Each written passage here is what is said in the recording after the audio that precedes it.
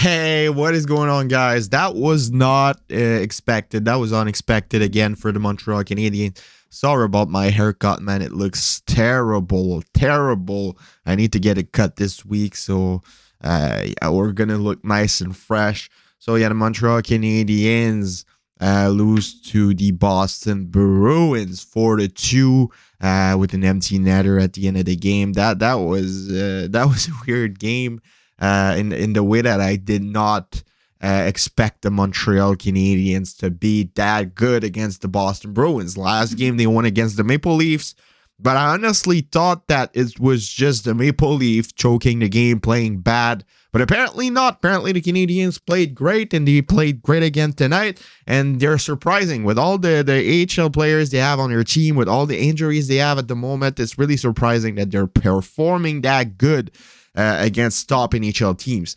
I mean, they won against the Rangers not too long ago. They won against the Maple Leafs. They played good against the Boston Bruins. So, yeah, they won against the Winnipeg Jets. How could I forget that one? So yeah, really impressive stuff coming from the Canadiens. It kind of ruins the tank for Connor Bedard, but there's still a lot of games left in the regular season, that's for sure. They're still 26th in the leaderboards in the National Hockey League. There are 12 points in front of the Anaheim Ducks, who are dead last in the National Hockey League. By the way, I'm sorry, my head hurts a little bit right now, so I lack a bit of energy. I'm tired. I'm feeling a bit sick, so sorry for that. I might look a bit sleepy in this video. So yeah, the Canadiens lose against the Boston Bruins, and for me, it was kind of embarrassing for the Boston Bruins to celebrate that empty net goal that much, man. David Pastrnak scored the empty net goal. The Boston Bruins are first in the National Hockey League. They are like 14 points in front of the Hurricanes, who are second. So they've been dominating. They only have 5 regulation losses so far this year. One of the best first half of a season in NHL history. They've been dominating, like I said, the entire NHL. And they're playing against a team who is rebuilding, playing with half an AHL team, playing with guys like Belzile, who are 30 years old, played like 16 games in the National Hockey League, and they struggled that much, and they silly an empty netter like it was a OT playoff winner, man. They were sallying hard, man, and it was kind. I was looking at this, I was like, bro, you were expected to win. Like, the odds were like 16 for the Montreal Canadiens to win, like in bets and stuff. So don't silly that much, man. It's a bit embarrassing in my opinion personally.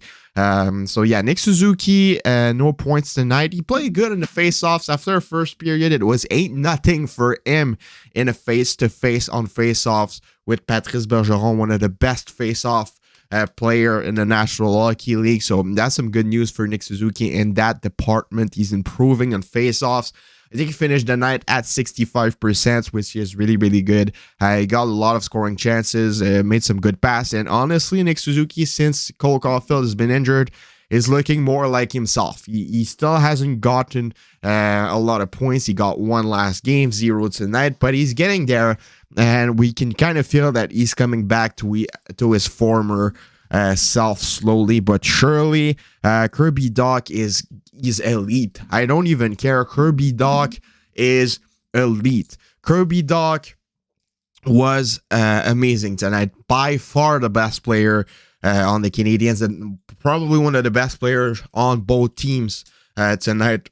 At the Bell Center, he blocked some shot, won some face-off, caught some passes. He was everywhere defensively, made some hits, scored 2 goals.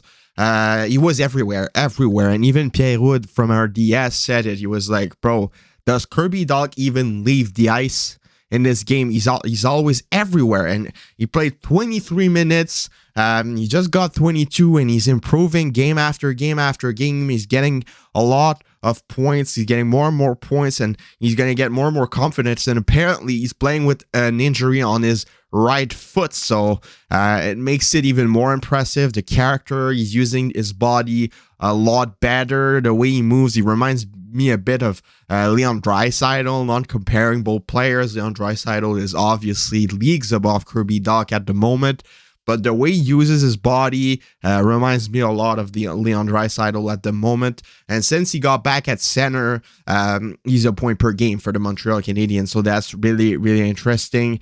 He is now at 31 points, 10 goals, 21 assists for the Canadiens. He's now just 7 points behind Nick Suzuki, who's at 38. So if Nick Suzuki continues to underperform like that, and Kirby Dach continues to go up like that, I wouldn't be surprised to see Kirby Dach ending the season tie in points with Nick Suzuki, or even in front of Nick Suzuki if it continues to go like that.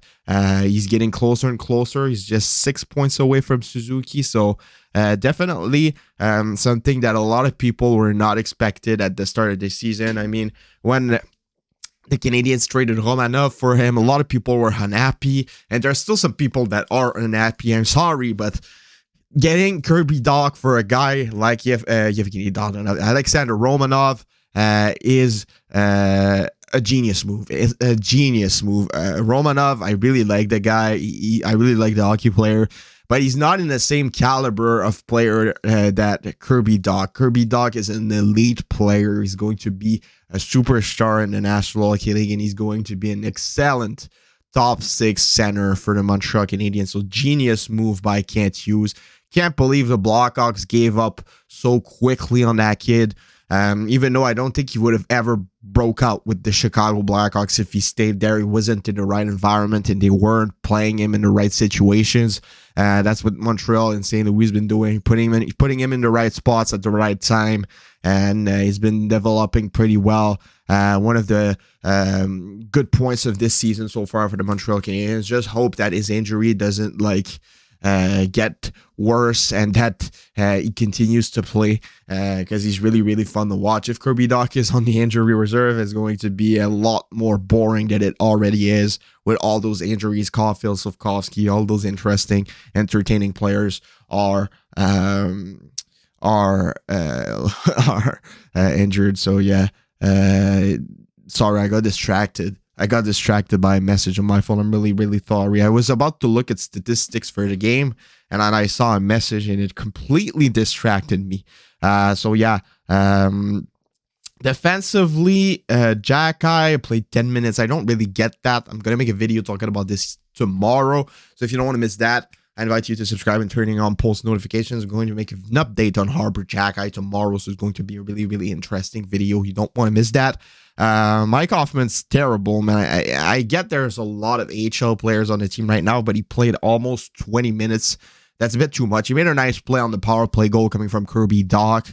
But other than that, he makes poor decisions. He's pretty much useless on the ice. The empty net goal was coming from a mistake from Mike Hoffman. Same thing for Michael Matheson. I mean, he's getting points, but he makes more mistakes than good things on the ice.